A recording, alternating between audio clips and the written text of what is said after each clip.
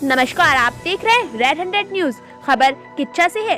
कांग्रेस के प्रदेश सचिव व जुझारू एवं लोकप्रिय युवा नेता हरीश पनेरू का कहना है कि प्रदेश की त्रिवेंद्र रावत सरकार भ्रष्टाचार में अखंड डूबी हुई है और उसकी जीरो टॉलरेंस की बात केवल ढकोसला मात्र है।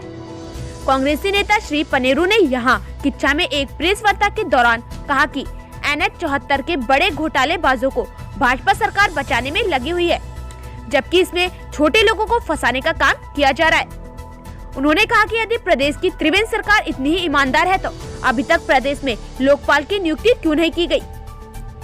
श्री पनेरू ने कहा कि भाजपा सरकार में देश व प्रदेश में महंगाई, भ्रष्टाचार, बेरोजगारी अपने चरम पर है और आमजन को अपना जीवन यापन करना मुश्किल हो गया है।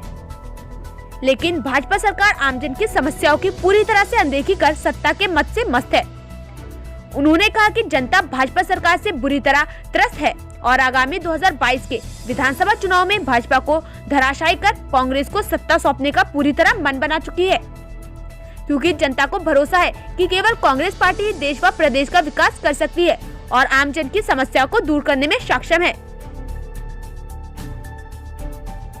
त्रिवेंद्र रावत जी की सरकार भ्रष्टाचार जीरो टॉलरेंस की जो बात करते हैं, उन्होंने 5 साल होने को जा रहे हैं, लोकायुक्त का गठन नहीं किया, इसलिए नहीं किया कि हम भ्रष्टाचार कर पाए। उन्होंने NH 74 का जो कई हजार करोड़ का घोटाला था, उसके जो असली घोटालेबाज हैं वो उनके सरकार के हिस्सा हैं, उनके ऊपर कोई कार्रवाई नहीं करी। वो उनकी आड़ में, सरकार की आड़ में बचे हुए हैं। उसके अलावा जो उत्तराखंड राज्य के अंदर चाहे वो निर्माण कार्यों में हो, उनके विधायक ने खुद, चंपावत के विधायक जी ने कहा कि सरकार सदन में स्थगन प्रस्ताव लाए कि सरकार जो है, जो निविदा ठेकेदार को दी गई है उसमें सरकार की संलिप्तता है। तो इससे बड़े प्रमाण की आवश्यकता, और मुख्यमंत्री जी को, हाईकोर्ट को ये निर्देश देना पड़ा मुख्यमंत्री के खिलाफ FIR लिखी जाए, लेकिन वो कानूनी दांवपेच में सुप्रीम कोर्ट से स्टे लेने में जरूर सफल हुए हैं, लेकिन जनता की अदालत में मैं समझता हूं कि भारतीय जनता पार्टी की सरकार भ्रष्टाचार के लिए पूरी तरीके से जिम्मेदार है। जिस मुद्दे को लेकर वो सरकार में आए थे, उस मुद्दे से मुझे लगता है कि चाहे वो ग्रामीण क्षेत्र की जनता है, चाहे वो शहरी क्षेत्र की जनता है, भ्रष्टाचार कहीं कम नहीं हो, भ्रष्टाचार और बड़ा है। और मैं कहना चाहता हूं कि अगर वो भ्रष्टाचार के प्रति ईमानदारी से जीरो टॉलरेंस पे काम करना चाहते थे तो लोकायुक्त का सबसे पहले उनको गठन करना चाहिए, जिसको मोदी जी ने कहा था, अपनी मैनिफेस्टो में कहा था, यही भारतीय जनता पार्टी ने अपनी मैनिफेस्टो में कहा था कि हम भ्रष्टाचार बिल्कुल बर्दाश्त नहीं करेंगे। तो लोकायुक्त तो आपने 4 साल में क्यों नहीं गठन किया? आपकी केंद्र में भी सरकार, राज्य में भी सरकार, आपको तुरंत लोकायुक्त लाके जो भी इस तरह से भ्रष्टाचार के मामले थे, लोकायुक्त उसमें जांच करता, भ्रष्टाचारियों के खिलाफ कार्रवाई होती। तो आज कहीं भी जो भ्रष्टाचार के कर्मकार बोर्ड की आपने बात बताई, वो क्या कहते हैं कि जब कर्मकार बोर्ड में इतना बड़ा घोटाला हो गया, मीडिया के माध्यम से मैं उनको धन्यवाद देता हूं, मीडिया के भाइयों ने उठाया और सरकार उसमें मौन साधे हुई है। इसमें बहुत बड़ा घोटाला, आप तो कह रहे हैं, मैं कह रहा हूं इसमें इतना बड़ा घोटाला हुआ है, ऐसे ऐसे घोटाले हुए हैं कि अगर इसकी परत खोली जाए तो सारा ही, मैं समझता हूं कि काली निकलेगी, पूरी खानी काली है इसमें। तो सरकार कहीं भ्रष्टाचार के खिलाफ लड़ने में नहीं, विकास पर इनका कोई ध्यान नहीं, हर मोर्चे पर सरकार विफल है। और इस सरकार को विशेष तौर से जो इन्होंने वादा किया था कि उत्तराखंड में हम नौजवानों को लोकल वोकल का नारा दिया था कि स्थानीय लोगों को रोजगार देंगे।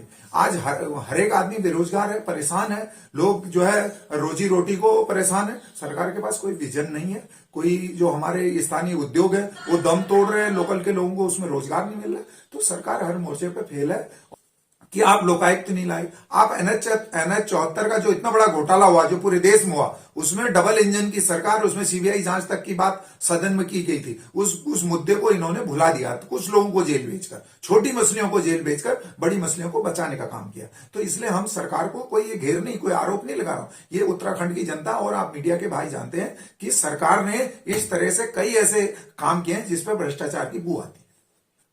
ये पूरे उत्तराखंड राज्य का, मैंने कहा, त्रिवेंद्र सिंह रावत का अगर आप 4 साल का कार्यकाल देखेंगे तो स्वास्थ्य, शिक्षा, इस पर बिल्कुल सरकार बिल्कुल फेल हुई है।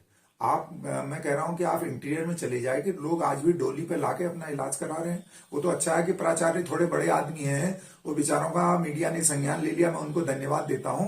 गांव में ऐसे सैकड़ों लोग मेरे पास प्रमाण सहित हैं जिनकी डेथ जो है डोली पे लाते हुए हो जा रही है इलाज के अभाव में। गांव में कहीं डॉक्टर नहीं है, सरकार के पास ये विजन नहीं है, ये नहीं है कि कैसे हम डॉक्टरों को यहाँ भर्ती करें, कैसे लोगों को सस्ते उस पर इलाज दें। तो उत्तराखंड की व्यवस्था जो है बहुत खस्ता हाल में है। और विशेष तौर से आपने स्वास्थ्य के बारे में पूछा, स्वास्थ्य के क्षेत्र में चाहे वो कोई भी सरकार रही हो, मैं ये कहना चाहता हूं कि उत्तराखंड राज्य को स्वास्थ्य के क्षेत्र में नरेंद्र मोदी की जब डबल इंजन की सरकार है, वो केदारनाथ में आके अगर साधना कर सकते हैं, तो मैं उनका ध्यान और उनके मुख्यमंत्री का ध्यान इस ओर आकृष्ट करना चाहता हूं कि जरा जो उत्तराखंड के जो डोली पे ले जाके 20-20 किलोमीटर पैदल ले जाके अपने इलाज के अभाव में दम तोड़ रहे हैं, उनकी ओर भी जरा ध्यान दे लो तो बाबा केदार की आपके ऊपर कृपा हो जाएगी। नहीं तो इस ध्यान करने से कोई फायदा नहीं, क्योंकि जनता अगर तरसते है, राजा कहे मैं ध्यान कर लिया मैंने और सब कुछ सिद्धि प्राप्त होगी, तो ये संभव नहीं। ऊपर वाला भी देखता है कि जनता किस दुख दर्द से डोली में जाकर अपना जो है इलाज कराने को मजबूर है।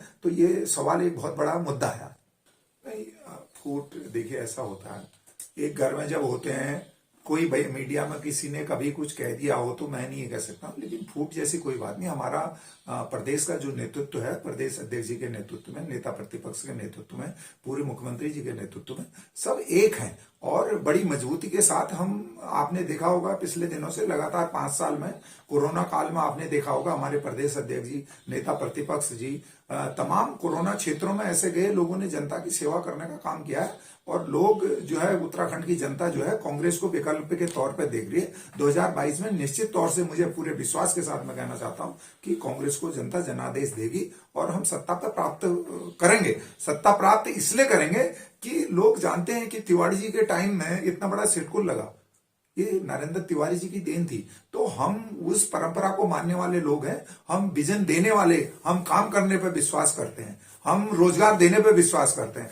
हम जो जिसका चूल्हा, बहन का चूल्हा नहीं जल रहा है, उस चूल्हे को जलाने पर विश्वास करते हैं। इसलिए विकास कार्यों को देखते हुए, रोजगार को देखते हुए, नौजवान जो आज हमारे उत्तराखंड का है, वो तिवारी जी को याद कर रहा है। वो कह रहा है कि तिवारी जी का कैसा विजन था, उन्होंने इतने बड़े उद्योग, यहाँ के लोगों को रोजगार देने का वादा किया। तो ये सरकार उस मुद्दे पर, मोदी जी कहते थे कि हम रोजगार देंगे नौजवानों को, तो रोजगार नहीं दे पाए। तो इसलिए जनता देख रही है कि इससे बढ़िया तो कांग्रेस का शासन था, इसलिए कांग्रेस को सत्ता में 2022 में पुनः वापसी होगी।